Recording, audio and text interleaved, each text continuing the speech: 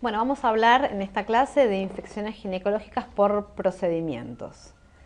Los dos temas que vamos a tocar son aborto séptico e infecciones postcesárea, que me parece que son dos temas de alta prevalencia en la población, en la cual el médico general tiene que tener una sospecha para poder diagnosticar a tiempo y poder realizar el tratamiento adecuado. Respecto del aborto séptico, en realidad en la situación en la Argentina, al ser una práctica no legal, los datos que uno puede recabar son datos indirectos, ¿no? La Argentina cuenta con una estimación del número de abortos inducidos por año. Esta estimación fue realizada a solicitud del Ministerio de Salud de la Nación utilizando dos metodologías validadas internacionalmente, que son el método basado en las estadísticas de egresos hospitalarios por complicaciones de aborto y el método residual. Con el primero, el número de abortos inducidos en el año 2000 fue de 372.000 a 447.000, con una razón de aborto inducido por nacimiento de 0,53 a 0,64. Esto significa más de un aborto por cada 2 nacimientos. Con el segundo método, la estimación para el año 2004 indica que se han realizado entre 486.000 y 522.000 abortos.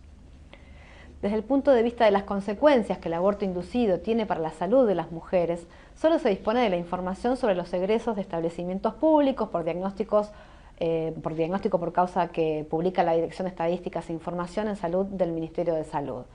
La información de los años 90, 95 y 2000, así como los egresos anuales del 2005 al 2010, muestran que las mujeres de 20 a 24 años representan la mayor proporción del total de los egresos por complicaciones de abortos. En el año 2010, 52.817 mujeres estuvieron internadas en hospitales públicos por complicaciones de un aborto. Desde hace décadas, el aborto ocupa el tercer lugar entre los egresos por causas relacionadas con el embarazo, parto y puerperio a nivel nacional.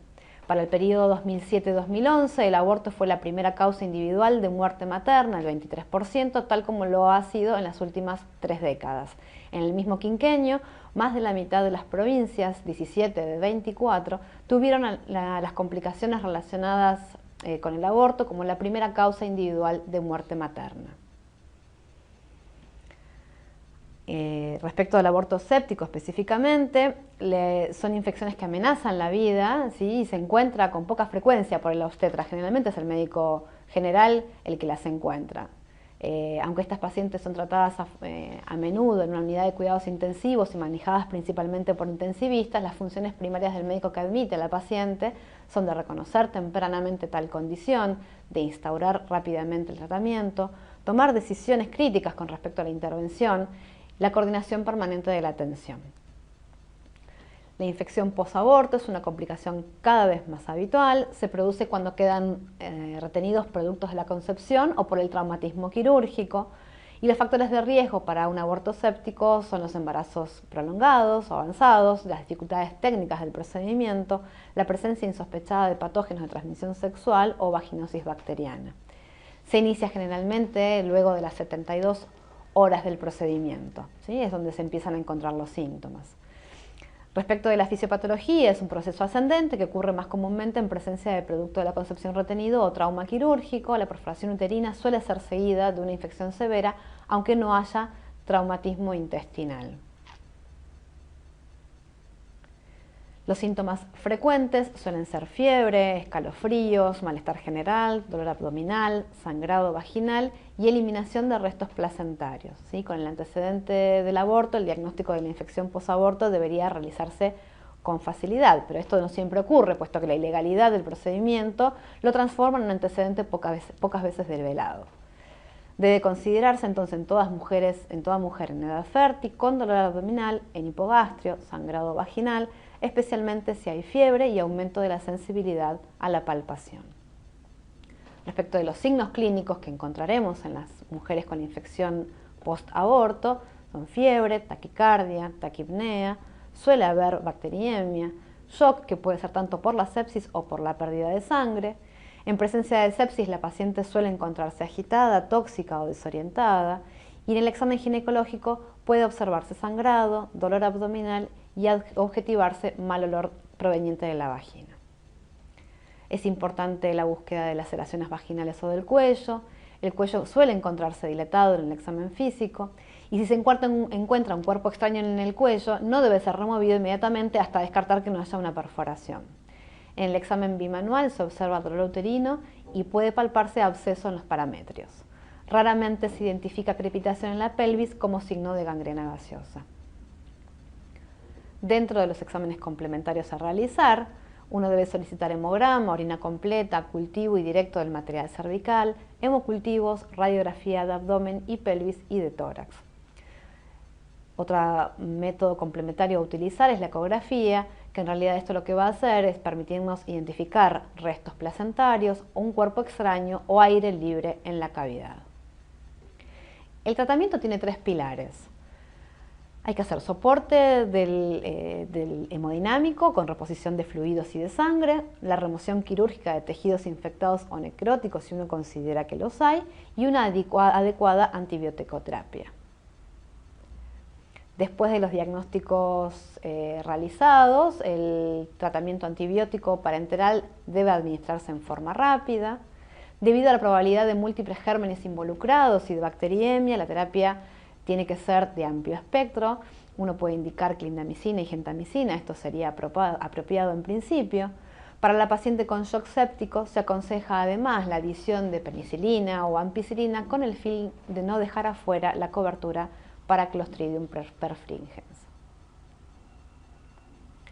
Una vez iniciado el tratamiento antibiótico empírico, es esencial el drenaje quirúrgico, a menos que se confíe que la infección se limita solo al endometrio y que no hay tejido placentario retenido.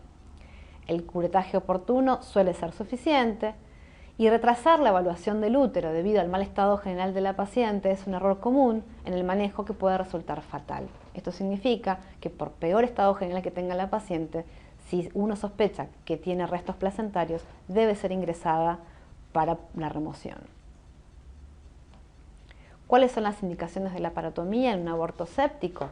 La falla en la respuesta al legrado y a la terapéutica médica instaurada, la perforación o infección con lesión intestinal sospechada, el absceso pélvico de los anexos y la gangrena gaseosa, que es lo denominada miometritis necrotizante por Clostridium.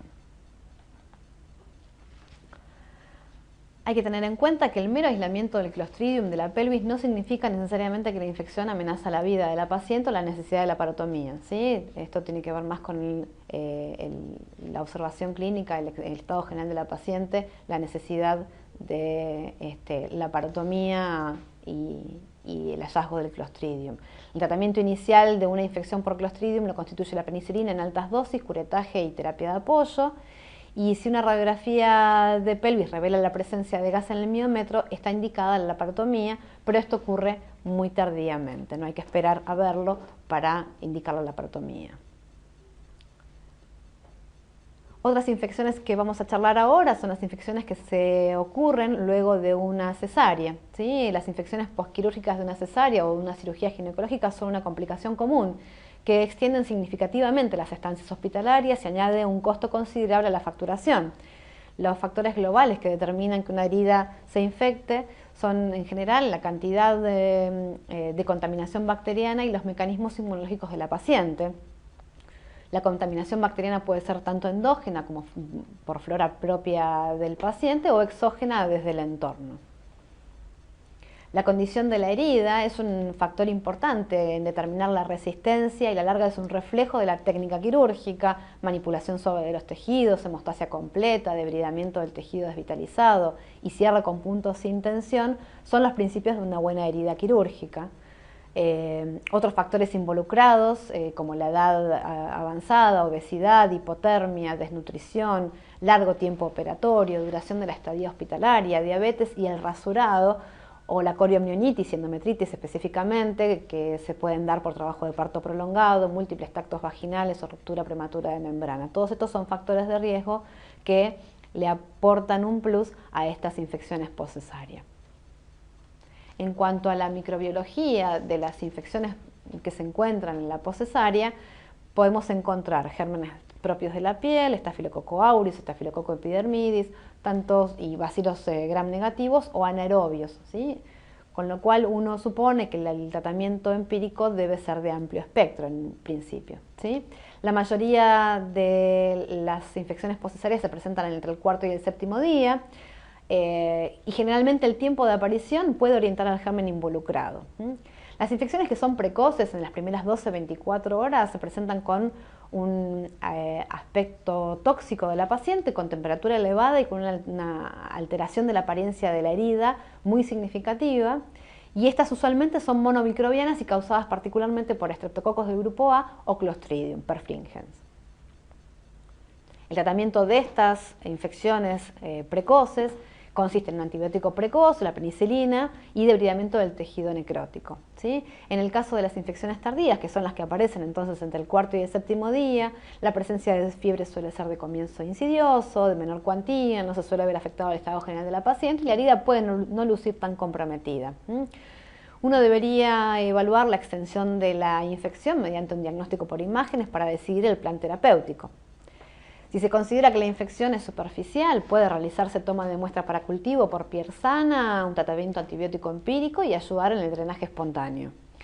En cambio, si se considera que la infección es profunda, una infección de órgano y espacio, debe procederse al drenaje quirúrgico con toma de muestra para cultivo y asociarlo a antibiótico terapia empírica, esto teniendo en cuenta siempre la epidemiología local, que se ajustará al resultado de cultivos y que luego se prolongará idealmente por 5 días luego de la toilette.